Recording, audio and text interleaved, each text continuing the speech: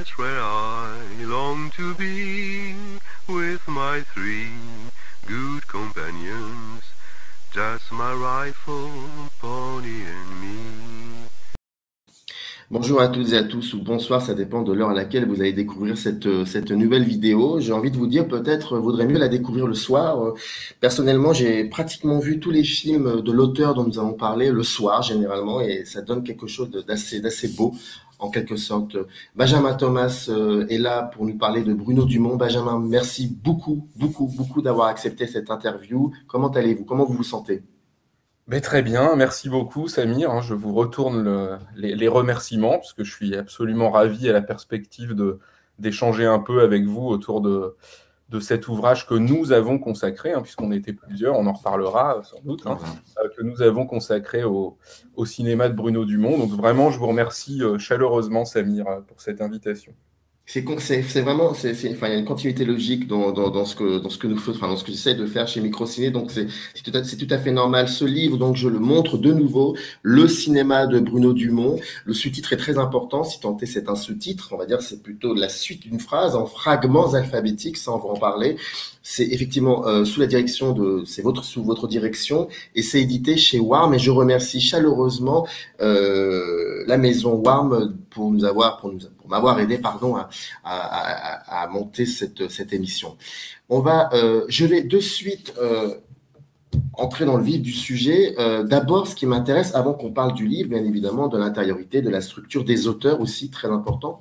J'aimerais juste, parce que je la connais un peu, parce que je vous lis ici, là, chez Débordement, qui est une revue extraordinaire. On en parlera plus tard de Débordement, mais qui est une revue sur Internet. Mais question très basique, mais au moins, ça va m'aider un peu à cerner votre rapport à Bruno Dumont, cinéaste français.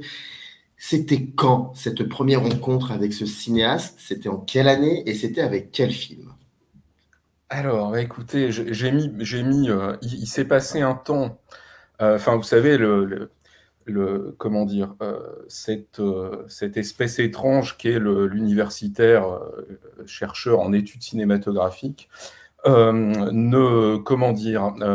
n'élit pas forcément ses objets d'études dès lors qu'il les rencontre. Et moi, il m'a fallu beaucoup de temps avant de travailler sur Dumont. Il m'a fallu, en fait, je pense qu'il a dû se passer pas loin de 15 ans entre la fois où j'ai vu pour la première fois un de ses films, qui devait être, je pense que c'était en 99, et que j'ai vu coup sur coup l'Humanité, puis la vie de Jésus.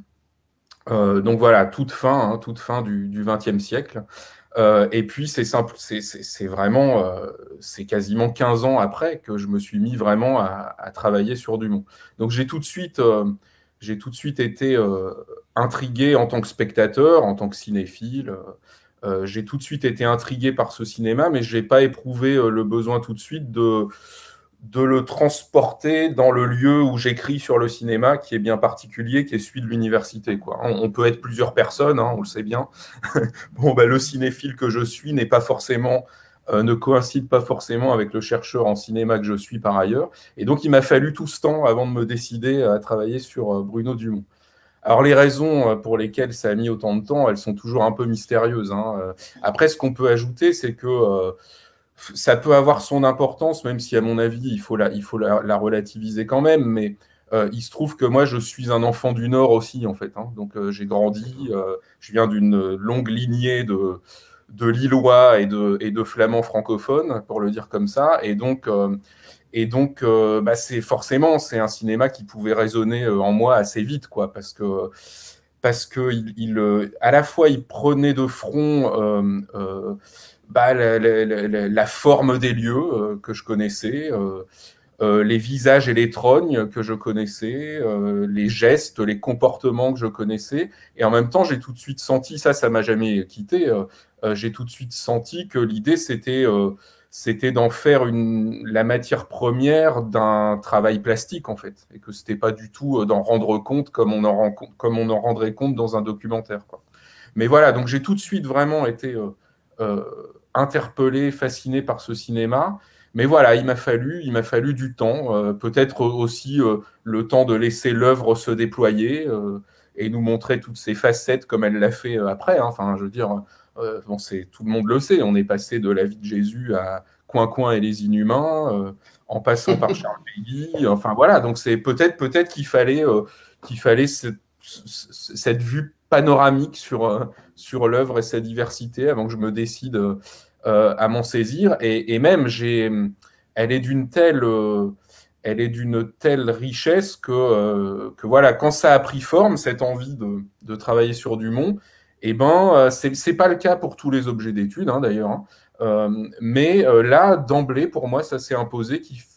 L'idée s'est imposée d'un travail collectif, en fait. Voilà, d'emblée. J'ai tout de suite pensé ça comme ça. Je me suis dit, il faut qu'on soit plusieurs à s'attaquer à ce monument du cinéma contemporain qui est l'œuvre de Dumont, quoi. Quand vous commencez à découvrir les premiers films de Bruno Dumont, il y a une phrase que vous mettez en exergue qui est très importante.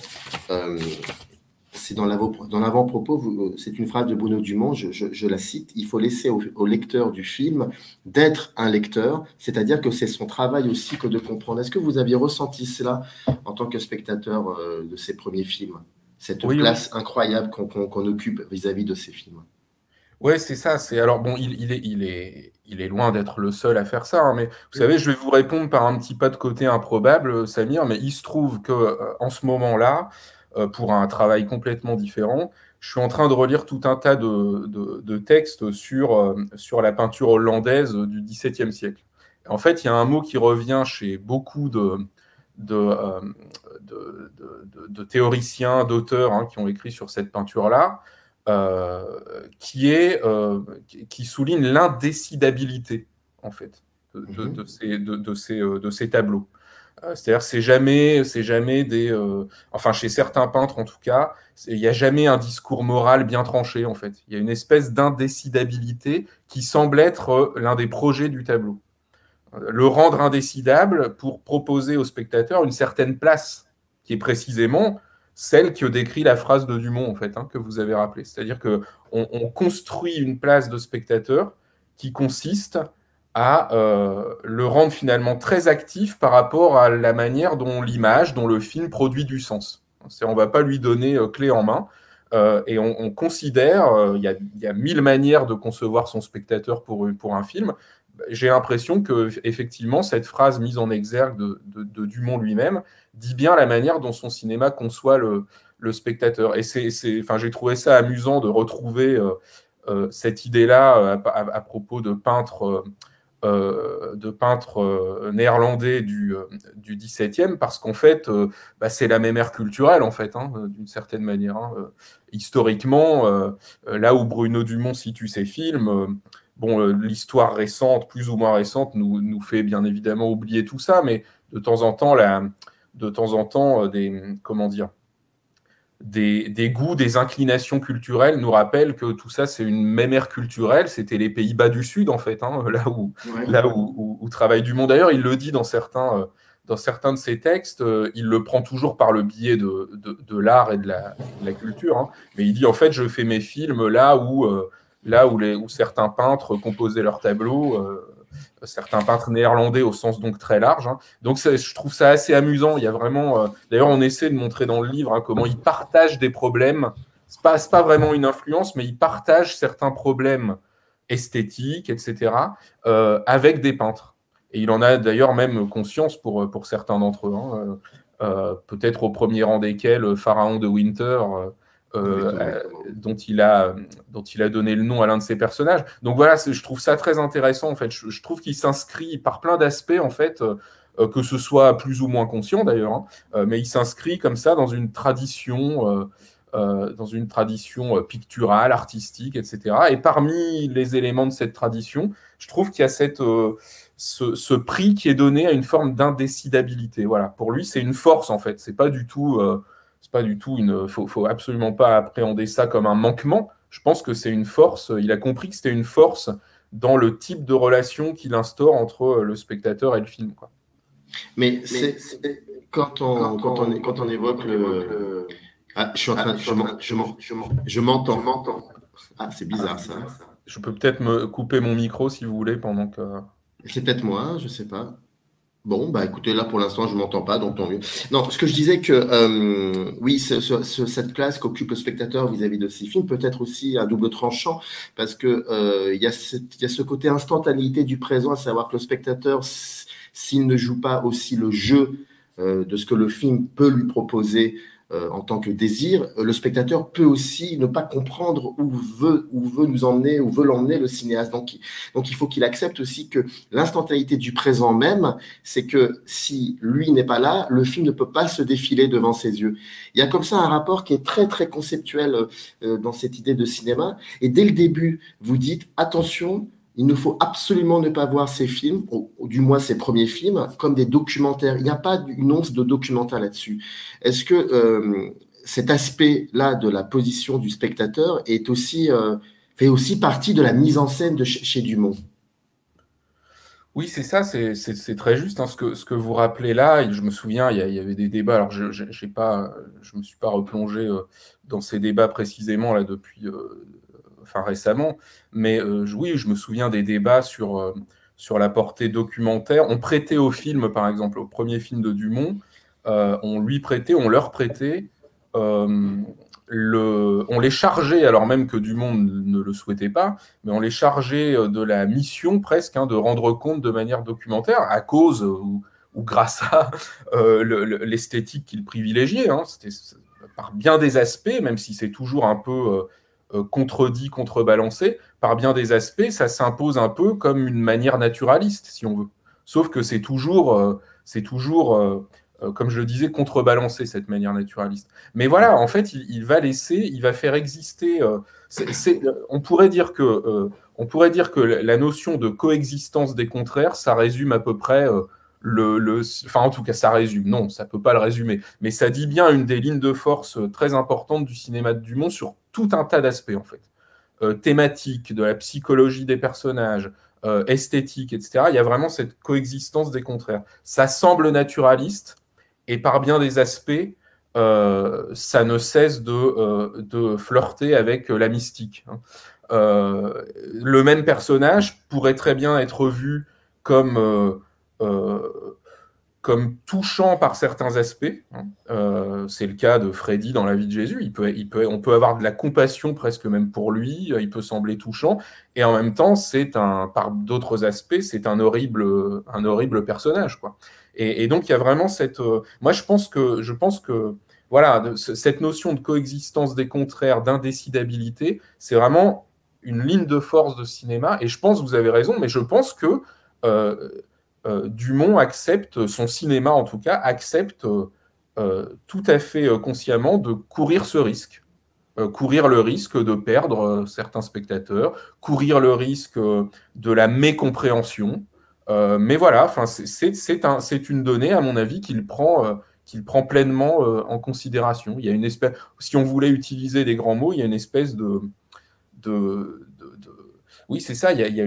C'est presque une éthique du spectateur, quoi. Hein. C'est-à-dire que, au sens le plus fort, hein, c'est-à-dire que si on considère que l'éthique c'est le lieu où l'on se trouve quand on a à trancher entre plusieurs options, et ben le cinéma de Dumont ouvre vraiment un lieu éthique presque pour le spectateur, hein, le lieu de considération éthique, quoi. C'est à lui de juger ce qu'il a à penser de Freddy, etc. C'est pas le film qui va lui dire, qui va lui livrer ce discours tout fait, quoi. Enfin, il me semble en tout cas hein, que c'est vraiment une des caractéristiques de ce cinéma. Mais ce qui est assez intéressant aussi, et je vous promets, après, on s'intéresse à l'intériorité du livre, mais je pense que on parle aussi là du livre, donc c'est pour cela.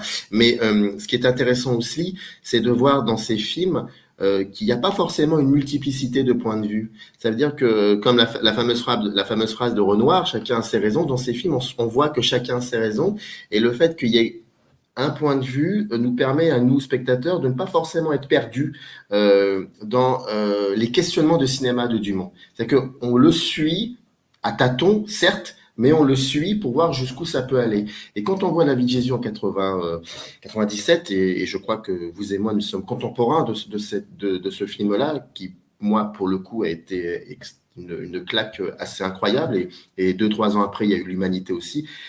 Et quand on voit ensuite progressivement l'évolution de sa filmographie, donc pas la régression, la progression, mais l'évolution, vous le savez bien. C'est très troublant de voir en Dumont quelqu'un qui peut aussi questionner le cinéma à travers des récits qui peuvent soit dialoguer avec le présent, ou avec la grande histoire. Ça peut être le XXe siècle pour Camille Caudelet, ça peut être le Moyen-Âge, enfin pratiquement le Moyen-Âge pour Jeanne d'Arc, ou alors aussi le début du XXe siècle avec Maloute, pardon. Voilà, il y a quelque chose de très bizarre, mais il y a toujours ce rapport avec le présent qui est très fort. Et parce qu'il nous fait confiance et parce que nous devons aussi être lecteurs de ses propres films, et parce qu'il y a un point de vue, parfois, non pas on s'y perd, mais parfois, on n'arrive pas à le positionner lui. Et ça peut créer parce que nous sommes faits de cette manière-là, ça peut créer des complications sur, mais qu'est-ce qu'il pense lui de la société? Donc en fait, tout ce que je viens de dire, la question est très simple. Est-ce qu'on arrive à un moment ou à un autre à se demander, mais que dit le film ou que disent les films de cette société? Ou alors, très simplement, est-ce que cette question, forcément, est inutile chez Bruno Dumont? Alors là, c'est vraiment vertigineux, cette question. Vous avez 2 heures. 2 heures. Ouais. Non, là, c'est vraiment vertigineux, parce que je pense que comment, par quel bout prendre ça? Oui, alors il y a beaucoup de choses dans votre question. Sur le rapport à l'histoire, je pense qu'il prend ça très au sérieux, en fait, Dumont. Hein. Je prendrai juste un exemple, parce qu'en fait, vous avez brossé là déjà un panorama très juste de la variété, finalement, des époques qui peuvent être convoquées chez Dumont. Je prendrai juste un exemple, peut-être. C'est cette contrée sans nom, dans laquelle vont guerroyer certains des protagonistes de Flandre. Moi, ça m'intéresse énormément, parce qu'en fait, c'est une espèce de présent très étrange qui ressemble vraiment à la France d'aujourd'hui, Flandre, mais c'est quand même très étrange, cette conscription militaire là, qui a l'air obligatoire. Ce qu'on aperçoit du pouvoir, ça a l'air presque d'être un pouvoir militaire. Et puis donc, les jeunes hommes s'en vont guerroyer dans une espèce d'Orient ou de Moyen-Orient qui n'a pas de nom, en fait. Et ça, moi, je trouve ça absolument fascinant pour la manière dont le cinéma de Dumont se saisit de l'histoire. Parce que qu'est-ce qu'il fait, en fait?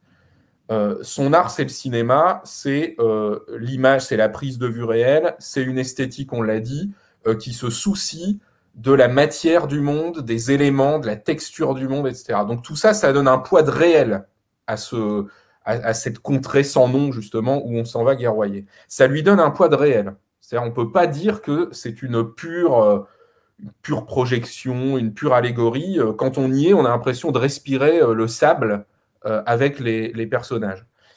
Et pourtant, le film se soucie absolument de ne pas nommer cette contrée. Alors du coup, qu'est-ce qui se passe?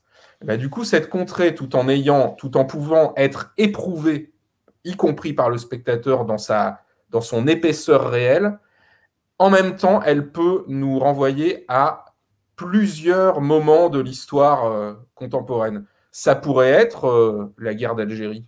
Ça y ressemble beaucoup, hein, y compris dans la manière dont les soldats, enfin d'ailleurs ça c'est malheureusement universel, mais dont les soldats traitent les habitants du pays, les rebelles, etc. Mais en même temps, dans un film de 2006 qui se soucie de ne pas nommer cette contrée, ça peut être les guerres plus récentes du Moyen-Orient. Donc vous voyez, il y a une manière de puissance convoquer un imaginaire historique contemporain sans trop le circonscrire, pour le réveiller à notre souvenir, en disant, moi je ne suis pas dans la reconstitution en fait, mais par d'autres manières, avec les puissances de la figuration, de l'art, etc., de l'esthétique, je vais vous rappeler par cette manière-là, modestement, humblement, la réalité et le côté éprouvable de cette violence de l'histoire. Parce qu'en fait, Bruno Dumont, il me semble qu'il le dit absolument tout le temps, il n'est pas là pour faire des constats d'huissier, en fait. Il n'est pas là pour faire œuvre d'historien au sens le plus strict du terme. C'est une chose bien trop sérieuse, sans doute, pour que l'art s'en saisisse. En revanche, l'art peut en parler à sa façon. Il peut ramener ça, il peut ramener ça comme un mauvais souvenir ou comme une mauvaise conscience qui va nous donner à éprouver. Et ce sera à nous d'aller voir après, si on y a été sensible, d'aller voir après dans le réel, d'aller nous rappeler dans le réel ce à quoi ça pourrait renvoyer. Vous voyez ? Et ça, pour moi, en fait, c'est tout aussi important, c'est même peut-être plus efficace que d'être dans la reconstitution historique, en fait. Ramener la conscience de ces épisodes de l'histoire sans trop les circonscrire, ça nous reconnecte avec cette histoire, en fait. Mais ça nous reconnecte, ça nous oblige à aller nous reconnecter avec le réel de cette histoire. Et peut-être que sans ce geste-là purement esthétique qui aurait ravivé cette conscience historique en nous, peut-être qu'on ne serait pas retourné dans le réel, se remémorer la guerre d'Algérie, l'Irak, le Koweït, etc. Quoi, vous voyez ? Et je pense qu'on peut prendre des choses même plus anecdotiques. Hein. Je pense qu'il y a plein de gens qui ceux qui étaient assez sensibles à la chose pour aller vérifier par eux-mêmes, hein, c'est exactement l'effet dont je parle là, hein, l'effet L'. Hein. C'est exactement l'effet dont je parle. Certaines personnes qui auront été peut-être assez touchées par ça seront allées constater, sans doute effarées, après avoir vu Maloute, qu'il y avait véritablement des gens qui étaient payés pour porter dans leurs bras, pour faire traverser des plans d'eau comme ça au bord du littoral, qui étaient payés pour porter le bourgeois, hein, pour aller, voilà. Et ça, on peut se dire, quand on voit Maloute, c'est une espèce d'invention grotesque.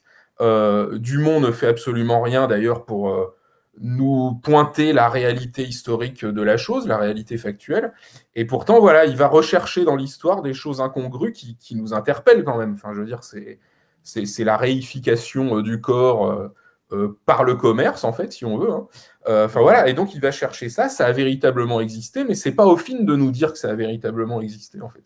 Lui, il nous interpelle, et si on a assez de curiosité, on va aller chercher dans le réel, on va aller vérifier dans le réel des faits historiques, en fait. Et je pense qu'il est là le rapport, vous voyez,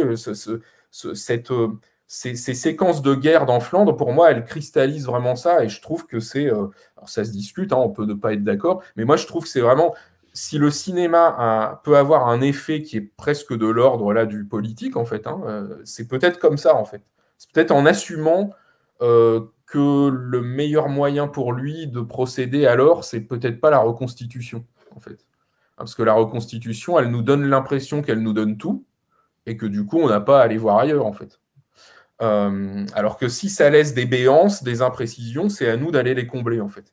Et là, vous voyez, on en revient finalement, on n'a pas quitté cette idée du spectateur qui doit être lecteur, hein, et qui doit donc avoir un rapport actif à ce que lui propose le film, en fait. Hein. Ça va, à mon avis, ça va se nicher jusque-là, en fait. Est-ce que quand vous évoquez la coexistence du contraire, avec le contraire, pardon, est-ce que vous évoquez aussi le corps ? Parce qu'à un moment dans le livre, au début du livre, avant qu'on lise les 67 fragments du livre qui ont été rédigés par 28 auteurs en tout, je vais les nommer parce que je crois que c'est très important de nommer ces 28 auteurs. Est-ce que, allez, pour comprendre, on va dire, ou pas forcément pour comprendre, pour voir les questionnements de cinéma de Dumont, il faut être attentif à comment le corps ou les corps réagissent face au microcosme, face à la société, face au contraire. Est-ce que pour vous, c'est ça l'idée principale ? Alors, encore une fois, hein, ce cinéma est tellement riche que je ne sais pas si je dirais que c'est l'idée principale, c'est l'une des lignes de force, en tout cas, il y en a plusieurs à mon avis. Mais oui, vous avez tout à fait raison. D'ailleurs, moi, c'était presque un de mes points d'entrée dans le cinéma de Dumont, cette attention au corps, en fait.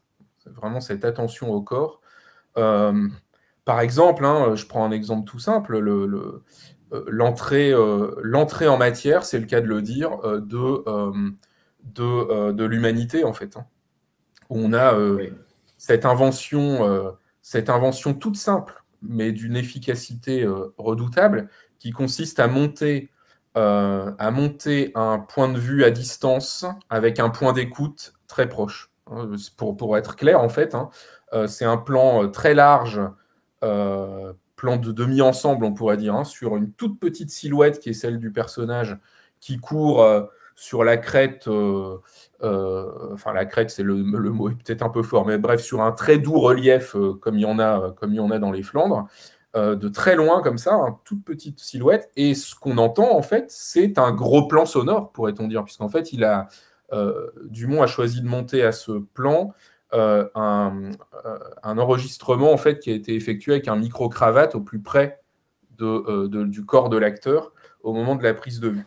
Et ça donne quelque chose de fascinant, je trouve. C'est-à-dire qu'en fait, ça nous invite, le même plan, pour dire les choses simplement, ce simple plan, avec ce petit truc, entre guillemets, qui est plus qu'un petit truc, vous l'aurez compris, ça nous invite à faire quoi? Ça nous invite à ne jamais dissocier l'appréhension des lieux de l'appréhension du corps. Parce qu'en fait, j'ai l'impression que le motif principal, c'est pas du tout le corps, c'est le lieu, vu l'échelle de plan.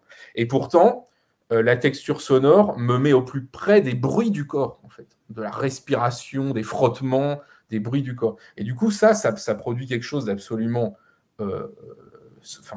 intéressant, stimulant, magnifique. C'est-à-dire, c'est le sentiment très fort d'une indissociabilité du corps et de l'espace dans ce cinéma, qui va nous être confirmé après, parce que là, je vais faire mon prof de minutes comme tout prof un peu docte, je vais aller chercher des références latines, ça fait toujours bien. Non, mais blague à part. Si vous faites votre prof, moi je sens que je vais être collé. Ça, à chaque fois, j'étais collé, moi. Donc. Vous savez, Samir, ça reste entre nous, puisqu'on est vraiment qu'à deux, personne ne nous écoute. Moi, j'étais toujours au fond de la classe quand j'étais au lycée. Donc, pareil. Non, mais blague à part, d'ailleurs, c'en est pas une, mais dans la suite de cette scène d'ouverture, on a un plan, une séquence même, qui s'attarde longuement sur Pharaon, donc le personnage principal, qui a trébuché et qui se retrouve face contre terre, véritablement, c'est-à-dire avec même sentiment qui s'est un peu enfoncé dans la terre. Et ça, vous voyez, c'est très important, parce que la racine latine de la terre, humus, de l'humanité, de l'humilité, c'est en fait la même. Et là, on a une image qui a l'air de rien, qui a l'air très naturaliste, et qui en fait aussi, qui a une densité expressive très forte, qui en quelques images, confirme ce que semblait nous dire, ce que semblait plutôt nous donner à éprouver le premier plan que j'ai décrit. C'est-à-dire, encore une fois, y compris dans la manière dont les corps s'articulent par la chute à la terre, jusque dans l'étymologie, si on tire ce fil-là, on a le sentiment très fort que les corps et les lieux sont absolument en train de se définir réciproquement tout le temps dans le cinéma de Dumont, en fait. Donc voilà, je ne sais pas si je réponds bien à votre question. Très bien. Moi, en tout cas, c'est très très fluide. Je répète, le cinéma de Bruno Dumont en fragments alphabétiques, c'est édité chez Warne. Donc, il y a 67 fragments alphabétiques, il y a 28 auteurs. Permettez-moi quand même de les citer parce que le travail qu'ils ont fourni est incroyable. Il y a Marilyn Aligier, Vincent Amiel, Frédéric Cavé, que nous avions reçus il y a quelques semaines de cela pour parler des fantaisies John Ford. Il y a Christophe F. Descosses, Christophe Damour, Simon Danielou, Sébastien David, Jean-Michel Durafour. D'ailleurs, je vais citer un extrait d'un de ses textes. Azélie Fayol, Rémi Fontanel, Hélène Frazic, Daphné Guerdin, Fiona Osti, Raphaël Jodan, Seiya Kadouche, Stéphane Christensen, Claudine Lepalec-Maran, Louise Liénard. Alors, j'espère ne pas écorcher Max Zingzin. J'espère que c'est bien ça. Tant mieux. Clément Moncharmont, Sophie Pierre, Aurel Rotival, Maxime Schenfeigel, Raphaël Solosi, vous-même, Thomas Valois, Hélène Valmarie et Luc Vanchéry. C'est important de les citer. Ce qui est ludique et en même temps important et fondamental, c'est qu'effectivement, c'est par lettres, donc c'est des fragments alphabétiques. Les textes sont plus ou moins courts, mais en tout cas, ils sont extrêmement denses et ça va au plus profond de la thématique référencée par la lettre. Il n'y a pas d'éléments biographiques parce que ce n'est pas forcément ça qui intéresse, on peut le comprendre. C'est quelque chose qui est plutôt dans les coulisses, on va dire cela comme ça. Comment avez-vous pensé, parce que c'est vous qui dirigez cet ouvrage collectif, comment avez-vous pensé la structure de ce livre et est-ce que structurer ce livre en fragments alphabétiques a été pour vous une évidence dès le départ? Alors, pour être tout à fait honnête avec vous, Samir, je ne me souviens plus très bien du pourquoi de de la structure un peu. Alors, on l'a pas appelé dictionnaire, c'est pas par coquetterie, hein, je m'en explique un peu dans l'avant-propos, c'est-à-dire il y a quelque chose du lexique et en même temps il y a une forme de liberté, une manière d'accepter de toute façon qu'on sera absolument pas exhaustif, qui fait que c'est pas vraiment non plus un dictionnaire. Donc voilà pourquoi on a choisi ce titre. Ensuite, je crois finalement que ça s'est imposé de manière collective, puisqu'en fait, oui, je vais prendre les choses dans l'ordre. Ce travail a commencé d'abord comme un petit travail collectif. Petit, c'est pas pour le déconsidérer, c'est simplement que au début, on n'avait pas d'ambition particulière, mais c'était un travail collectif avec des jeunes chercheurs de mon université, avec lesquels, donc des gens qui étaient en train de finir un Master 2 en cinéma, en études cinématographiques, ou qui commençaient une thèse. Et puis voilà, un peu comme ça, pour faire vivre des formes de recherche collective aussi, parce que ça me semble très important. On est souvent seul quand on pratique la recherche en sciences humaines, pour le dire de manière très large. Et voilà, ça me semblait important. Donc voilà, on s'était dit, tiens, on se retrouve autour de Bruno Dumont. Et vous voyez, moi, ça a été le déclic. Là, je me suis dit, peut-être je peux travailler moi aussi sur Dumont à cette occasion. Et donc, c'est né comme ça. Et alors, c'est peut-être, pour tout vous dire, hein, comme je ne me souviens plus vraiment de qui a lancé cette idée, je ne sais même pas si quelqu'un l'a lancé, j'ai l'impression que ça s'est vraiment imposé comme ça, parce qu'on s'est dit, voilà, donc on maintient forcément dans un collectif la multiplicité des points de vue, on va faire quelque chose sur chacun des films forcément, ça s'imposait, et après, je crois, on organisait des projections, on regardait les films ensemble, en fait, hein, tout simplement, à l'université, ce qu'on a le droit de faire hein, dans le cadre de l'université, et pour travailler en fait, hein, simplement. Et donc on échangeait sur les... Et je crois que c'est venu comme ça au fil de ces conversations, on s'est dit, tiens, nous qui aimons beaucoup penser le cinéma par les motifs, les figures, etc., les thèmes aussi, mais les motifs et les figures qui s'imposent assez vite, je pense qu'on a décidé comme ça, on s'est dit, tiens, on va faire une liste. Donc, les films, c'est sûr, ils y seront tous, hein, ils auront leur entrée. Mais on va échanger comme ça sur les entrées qui pourraient figurer là, qui pourraient être parlantes, etc. Donc, c'est parfois assez inattendu. Hein. Dernier plan, par exemple, ou raccord. Oui. Et puis, il y a des choses qui s'imposaient beaucoup hein, sur les lieux, hein, notamment. Hein. Je m'en suis chargé puisque j'étais le local de l'étape, comme on dit, donc Bailleul, Lille, les Flandres, etc. Ça s'imposait quand même plus ou moins. Mais voilà, il y a eu des choses, moi, c'est ça que j'aime beaucoup dans le travail collectif, hein, ça a fait surgir des choses auxquelles je n'aurais pas spontanément pensé. Et puis après, il y a des choses, vous parliez enfin, j'y pense, vous avez mentionné Jean-Michel Durafour qui s'est occupé des entrées consacrées, exclusivement des entrées consacrées à la musique, aux musiciens. Voilà, après, on s'est dit, hein, en affinant comme ça, on s'est dit, tiens, ça pourrait être bien. Il n'y a pas énormément de musique, finalement. Enfin, l'usage de la musique chez Dumont est pas forcément pléthorique, donc ça pourrait être bien d'essayer d'être exhaustif en la matière. Donc, Jean-Michel Durafour s'est proposé de faire ça. Et pareil pour les peintres. Hein. Les peintres, ça me semblait... Enfin, Dumont parle très souvent des dialogues, entre guillemets, on pourrait dire, hein, d'auteur à auteur, finalement, hein, ou d'artiste à artiste qu'il peut avoir avec certains peintres. On s'est dit, on va se limiter à ceux qui apparaissent vraiment, dont on peut dire qu'ils apparaissent dans les films. C'est pour ça qu'il n'y a pas beaucoup d'entrées de peintres. La seule exception qui n'en est pas vraiment une, ce serait Bruegel, parce qu'il le mentionne très souvent en interview, plus que dans les films. Mais quand même, dans Flandre, on peut trouver des plans qui renvoient à Bruegel. Donc voilà, ça s'est fait un peu comme ça. Et puis, comme on s'est pris au jeu, on s'est dit, eh bien, de petits ateliers de recherche collective, c'est devenu très vite un projet de livre, en fait. Et on s'est dit, eh bien, on va solliciter des auteurs hors de notre équipe de recherche strasbourgeoise. Hein.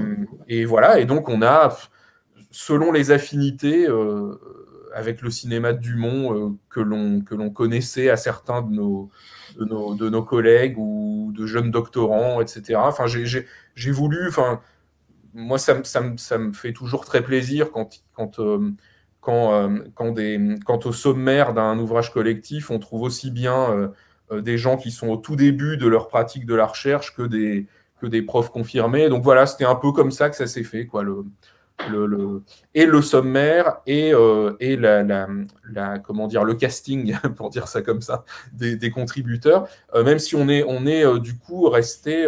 C'est un projet qui est né à l'université.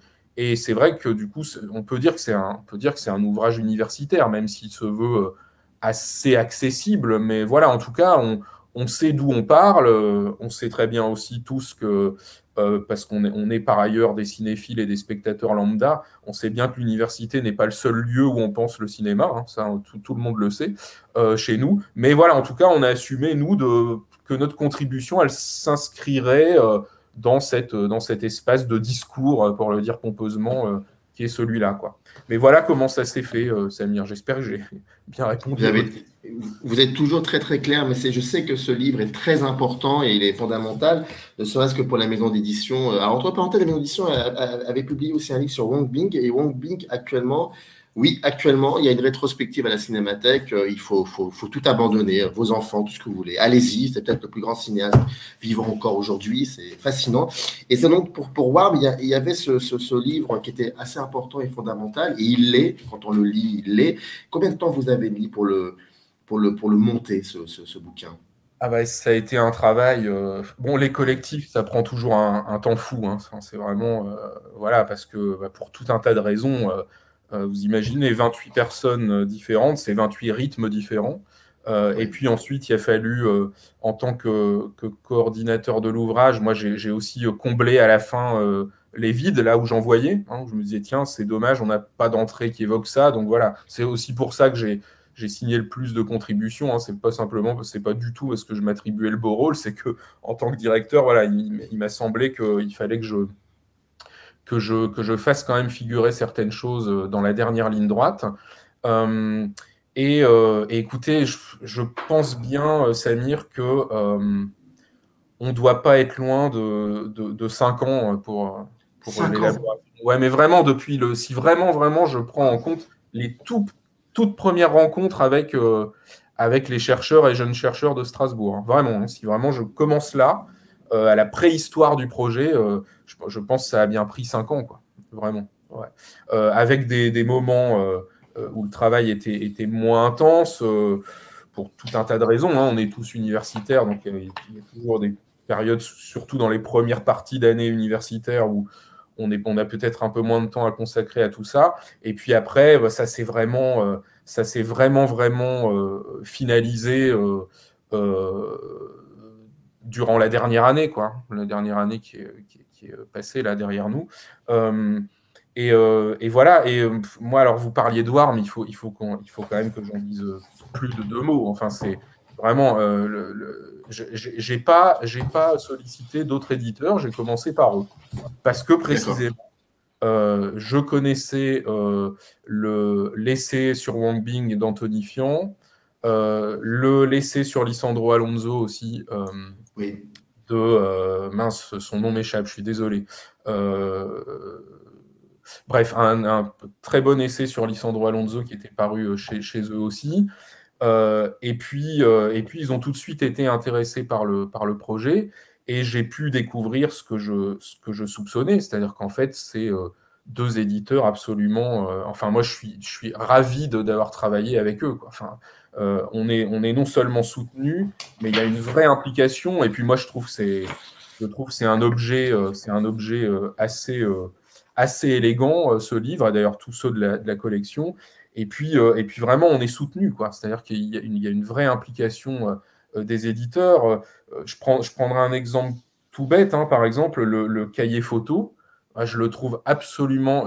Moi, j'ai envoyé des suggestions de photogrammes, de capture d'écran aux éditeurs, et c'est eux qui ont composé vraiment le cahier photo. Et je le trouve absolument d'une pertinence absolue, quoi. Enfin, ils ont créé des échos visuels entre les films dans ce travail-là.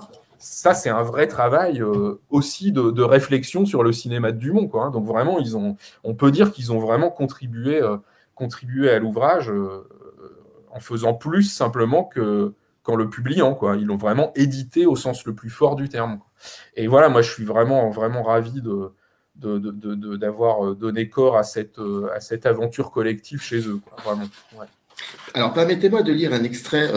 C'est l'alphabet, c'est la lettre D, c'est Dernier plan, c'est écrit par Hélène Valmarie. C'est pour qu'on ait surtout une idée un petit peu du style, de l'ambiance qui est distillée comme ça dans le livre. C'est la page 110 et Hélène Valmarie écrit « En effet, ces plans de fin contre-champ du début ont quelque chose d'épiphanique dans la manière dont les visages ou les regards s'y lèvent, surexposés à la lumière et dont l'esquisse d'un sourire souvent les traverse. » Parce qu'effectivement, j'avais oublié de le dire, c'est qu'au début, Hélène Valmarie dit que les films de Bruno Dumont se terminent à quelques exceptions près, je la cite, par un plan rapproché sur un ou deux visages, parfois accompagné de son contre-champ. Donc c'est pour ça qu'elle dit ça.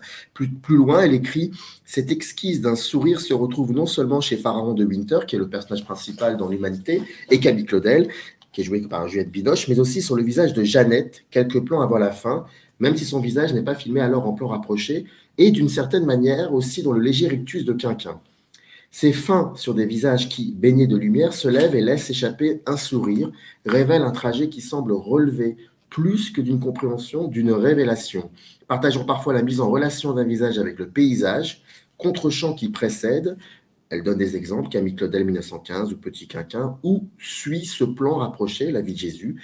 Ces fins semblent aussi affirmer un nouveau rapport non seulement au monde, mais à soi-même. Et là, on en revient à quelque chose de fascinant, c'est le rapport au spectateur.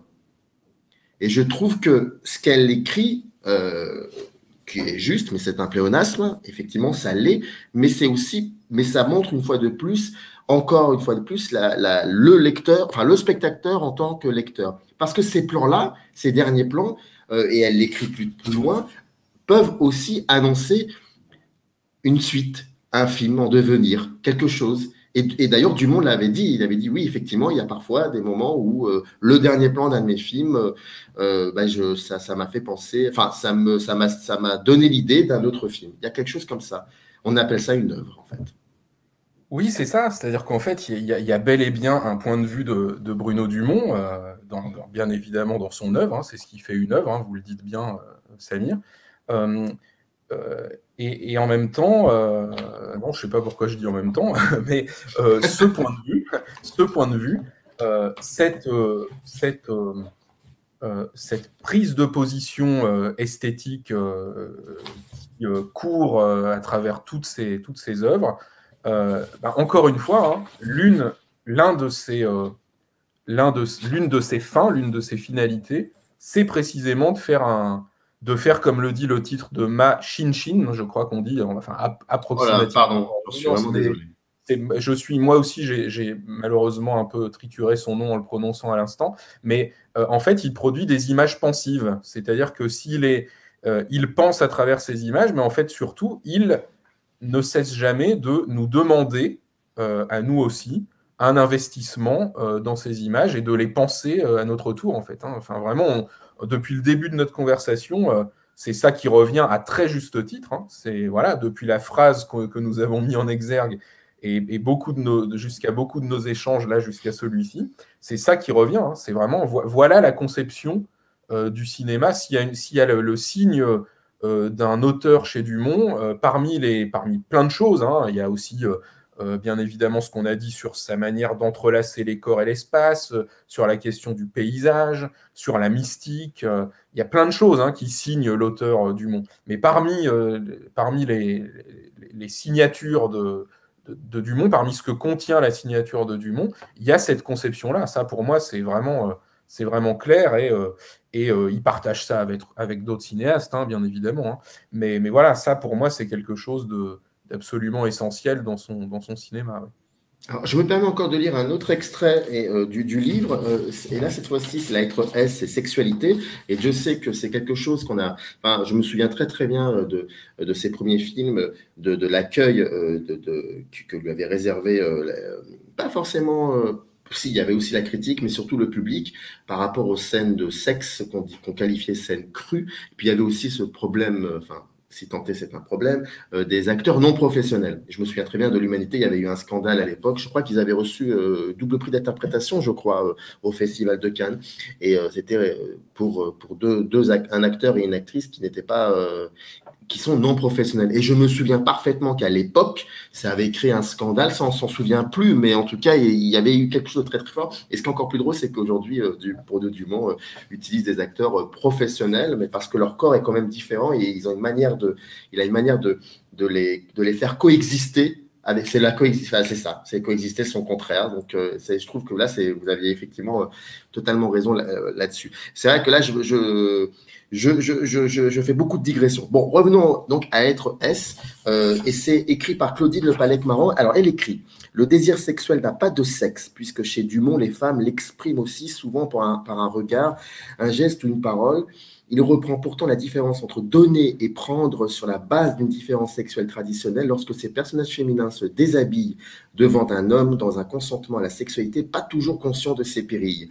Les gros plans du visage stoïque et calme de Barbe faisant l'amour avec ses amants dans Flandre, ou le plan large de la routarde au franc sur l'herbe, sa fente entre parenthèses, au gars, et à la caméra croise les cadres plus crus de l'habitation amicale de Domino, relevant sa chemise de nuit pour montrer son sexe à Pharaon dans l'Humanité, et la provocation de Marie dans La vie de Jésus, prenant la main de Kader pour la poser sur son sexe. On a beaucoup parlé de ça, de cette manière qu'il avait de questionner l'idée, notion, le concept du sexe dans ses films. Est-ce que c'était quelque chose qui vous avait aussi frappé lorsque vous aviez découvert ses premiers films, ce rapport qu'il avait, cette manière de filmer le sexe?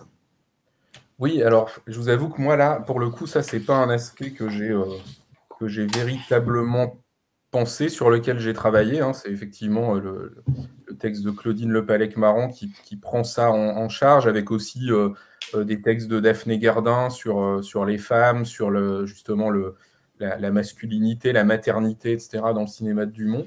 Ben, je pense que, alors là du coup, c'est pas un avis très réfléchi, c'est simplement mon ressenti de spectateur. Hein. On parlait de coexistence des contraires. Je pense que le rapport des personnages avec leur propre sexualité et le rapport des personnages au sexe de l'autre est toujours, en fait, n'est absolument jamais, enfin, est toujours polysémique chez Dumont, quoi. Mais à l'image de tout ce qu'on a dit de son cinéma. Hein. Je veux dire, c'est jamais... par exemple, il n'y a pas un type de personnage masculin seulement chez Dumont. Il y a pas, dans l'Humanité, on a aussi bien le prédateur quasiment indéfendable, indéfendable moralement, qui est Joseph, et que pourtant, envers lequel le héros exerce une forme de compassion. On a Pharaon qui refuse absolument la sexualité, comme s'il comprenait intuitivement que ça le mettrait, la culture dans laquelle il évolue, la société dans laquelle il évolue étant ce qu'elle est, ça ne pourrait que le mettre dans un rapport d'ascendant, de domination sur la femme, par exemple. C'est jamais dit clairement, mais on a ce sentiment-là. On a l'impression que pour Pharaon de Winter, atteindre ce point où il accueille absolument le monde dans sa totalité, les autres êtres, mais même le monde, il l'accueille tout entier sur un pied d'égalité. On a l'impression que c'est ce qui implique qu'il se retire de la sexualité, par exemple. On a le rapport des... on a une manière de mettre en scène ce que dit assez bien l'entrée signée par Claudine Le Pallec. Hein. On a une manière de mettre en scène des expressions du désir féminin dont on sent bien qu'elles répondent par avance à des clichés, en fait, que les personnages féminins eux-mêmes ont intégrés. C'est-à-dire, c'est ce qui se passe entre Domino et Pharaon. Domino Pharaon étant un homme, pense que de toute façon, il ne peut que... sa fin, ça ne peut être que de coucher avec elle. Or, elle s'aperçoit décontenancée que c'est pas le cas. C'est toujours problématisé, en fait. Enfin, voilà, c'est jamais... il n'y a pas une vision monolithique, ce à quoi on a un peu voulu réduire parfois le cinéma de Dumont, mais comme sur d'autres aspects. On parlait tout à l'heure au début de l'aspect documentaire, certains se sont escrimés à y voir un aspect documentaire, un projet documentaire. En fait. Bon, ça c'est vieux comme l'histoire du cinéma. On reprochait au film néoréaliste de donner une mauvaise image de l'Italie. On a reproché à Dumont de se moquer des gens du Nord. Enfin voilà, vous voyez. Donc ça, on peut toujours, bien évidemment, lire les choses comme ça, mais moi, il me semble que, comme pour tous les autres aspects de son œuvre, la représentation, la sexualité, en fait, est toujours éminemment problématique, en fait. Elle révèle tout un tas de choses, de conditionnement, de déception, de détours, de sentiments d'affect qui ne trouvent pas à s'exprimer normalement et qui, du coup, s'expriment par là. C'est vraiment, voilà, c'est toujours quelque chose qui a une très forte densité expressive là aussi, quoi. C'est jamais monolithique chez lui, y compris sur ce point.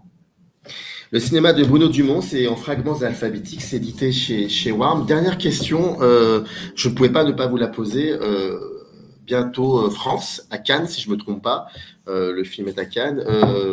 J'imagine que vous devez l'attendre avec impatience, ce film-là. Ah bah oui, j'attends avec impatience tous les films de Bruno Dumont. Et puis alors en plus là, il y a au casting quelqu'un que je suis avec beaucoup d'intérêt sur un tout autre registre normalement, qui est Blanche Gardin. Je trouve que c'est un génie absolu, Blanche Gardin, vraiment, d'une profondeur inouïe. Et donc, je suis très curieux de voir, alors je l'ai vu dans d'autres films, mais je suis très curieux de voir en plus ce que ça va donner chez Dumont. Je sais qu'elle est assez douce, et là encore, c'est une visite des terres de Charles Péguy, si j'ai bien saisi. J'ai lu très peu de choses pour l'instant. C'est ça, oui. Mais voilà, non, ça me... Et puis le titre m'interpelle forcément aussi. Même que Flandre m'interpellait. France, qu'est-ce que ça va donner ? France, c'était le prénom d'une jeune femme qui était justement pas francophone dans Flandre. Donc, on verra ce que ça donne là. Enfin voilà, ça va être de toute façon passionnant sur ce qu'on disait tout à l'heure, sur l'histoire contemporaine, sur tous ces thèmes et ces lignes de force chez Dumont. On va voir comment elles sont retravaillées ici, quoi, après notamment Coin et les Inhumains, qui était une espèce de paroxysme du grotesque chez lui. On va voir ce que ça devient. C'est ça qui est fascinant chez lui, cette reprise des éléments forts de son cinéma, avec un grand souci de la variation, quoi, de chaque fois les faire varier, les prendre sous d'autres angles d'attaque, etc. Enfin, c'est vraiment, oui, ça risque d'être tout à fait passionnant. Merci beaucoup, Benjamin Thomas, en tout cas, d'avoir accepté cette interview, d'avoir discuté sur ce cinéaste important, fondamental, qui est aussi, qui suscite parfois pas mal de débats. On aurait pu parler de d'autres choses, de plein de choses concernant ce livre. En tout cas, dans le descriptif, vous trouverez un lien qui renvoie à la maison d'édition et donc à ce livre. Procurez-le-vous, c'est un livre vraiment important et fondamental. Encore une fois de plus, merci beaucoup d'avoir accepté cette interview. C'était vraiment un plaisir. Merci beaucoup, Samir. Merci à vous. Générique, c'est parti. Up arrive in the canyon, that's where I long to be, with my 3 good companions, just my rifle, pony and me.